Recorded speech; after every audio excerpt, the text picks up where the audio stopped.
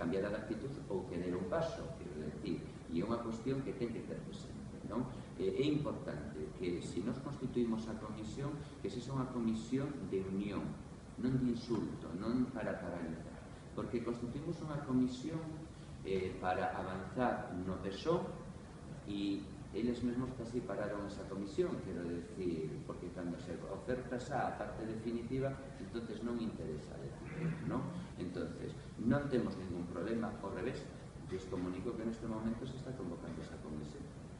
Por lo tanto, é que volvemos ao de sempre, quero decir, están as cartas onde se solicitará a distintos representantes que asistan e que designen os distintos membros, pero que sexa constructivo. Se o que van intentar é convertir a comisión para intentar alterar ou desunir a cidadanía, non é positivo.